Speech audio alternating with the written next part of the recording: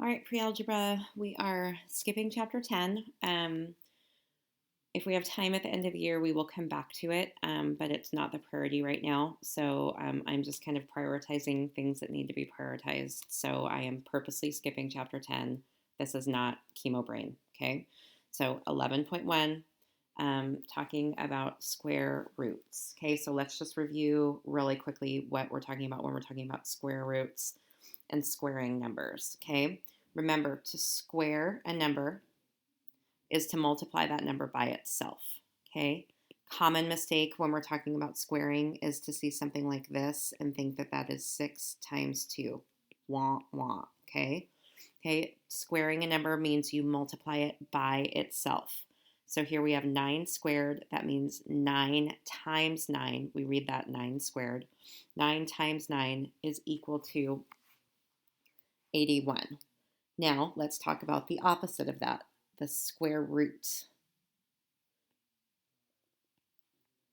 So the square root of x is a number whose product, when multiplied by itself, is x.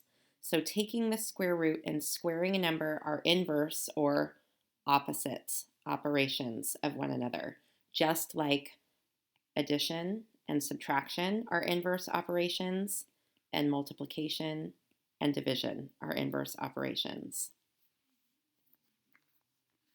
Every positive real number has 2 square roots. I don't know why I put that blank there, because then I wrote the word 2. Has 2 square roots, one positive and one negative. Since 9 squared is equal to 9 times 9, which is equal to 81, and negative 9 squared is equal to negative 9 times negative 9, which is equal to 81. 81 has 2 square roots. This right here is used to indicate the positive root, which is called the principal root. This is what we call the radical sign. What is underneath the radical sign is called the radicand.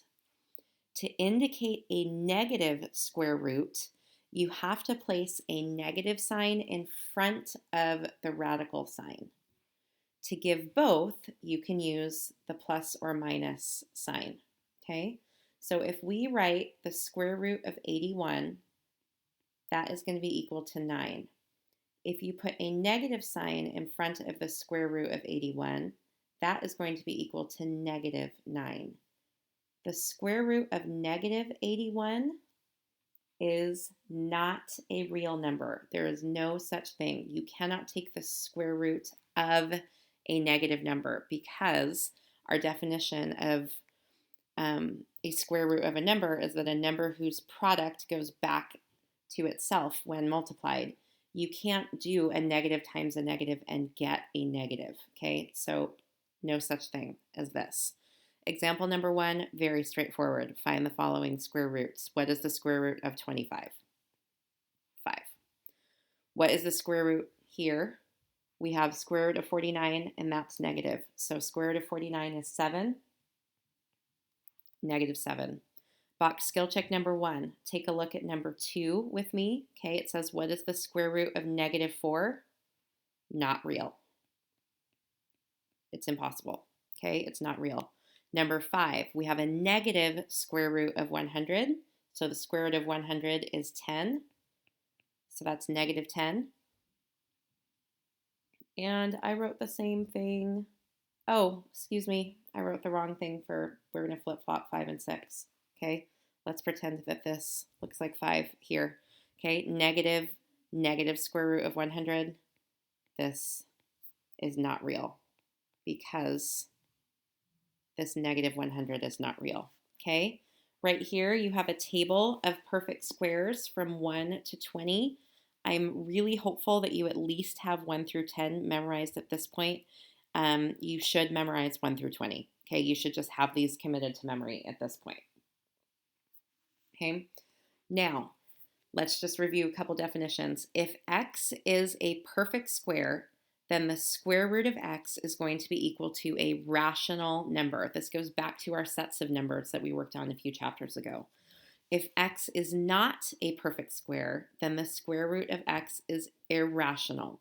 So sometimes we're going to be working with square roots of things that are irrational. How do we get an approximate square root if you do not have a calculator? Okay, you estimate the square root of x by finding the two perfect squares between which the x that you're talking about lies. Then you take the square roots of those perfect squares to find the integers that the square root lies between. So let's look at example number 2. Between what two consecutive integers does the square root of 32 lie? So what you want to do is you want to just kind of pull out that 32. There's our x, okay? So here's 32. And between what two perfect squares, okay, or perfect squares, does 32 lie? Well, it lies in between 25, which is a perfect square, and 36, which is a perfect square, okay? So what is the square root of 25? We're just going to pop these back into our square roots. What's the square root of 25? The square root of 25 is 5, okay? We don't know the square root of 32. We're just coming up with an approximation here because we don't have a calculator, okay? What is the square root of 36? It's 6. So we know that the square root of 32 is between 5 and 6 because it's going to be in between the square root of 25 and 36. So the square root of 32 is bigger than 5, but it's less than 6. It's somewhere between 5 and 6, okay? That's the closest we're going to get to approximating square roots, okay? Our book takes it a step further and starts having you actually approximate them to the decimal. I think that's a little unnecessarily confusing, and you're really not ever going to be asked to do that, so we're not going to bother with that part, okay? So let's just take a look at box skill check number 2, number 2 and number 3, and I just turned my page before I should have. Okay, so square root of 130. So what we want to do is we want to think through what perfect squares, okay, what perfect squares does 130 lie between? And this is where having those perfect squares memorized is really going to help you at this point. But it's going to lie between the square root of 121, okay, and the square root of 144.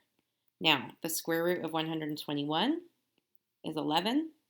So 11 is less than the square root of 130 is less than the square root of 12. So the two consecutive integers between which the square root of 130 lies are 11 and 12.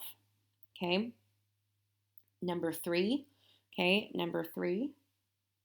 Sorry, that's number 4, not number 3. Number 4 is the negative square root of 95, okay? So 95 is going to lie between what perfect squares, okay? Square root of 100, negative square root of 100, and negative square root of 81. And I didn't leave myself enough room here, okay? So negative 10 and negative, why did I write that? Negative 10 and negative 9, okay? And again, we're not estimating to the nearest tenth, okay? Let's take a look. We're skipping because we're not estimating to the nearest tenth, and now we're going to talk about some order of operation stuff when it comes to square roots, okay? I crossed out too far. What I want you to notice here, square root of 16 plus the square root of 9 is not the same as the square root of 16 plus 9 under there. Okay, those are not the same. If you are given a problem like this, you have to figure out what's the square root of this, what's the square root of this, and then add them. You cannot add them together and then take the square root. You will get a very different answer. Because what is the square root of 16? 4. What's the square root of 9?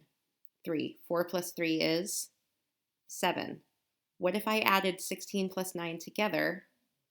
What would that give me? That would give me 25. What's the square root of 25? 5. 5 and 7 are not equal to each other, okay? So example number 4a says, what's the square root of 64 plus the square root of 25? Square root of 64 is 8. Square root of 25 is 5.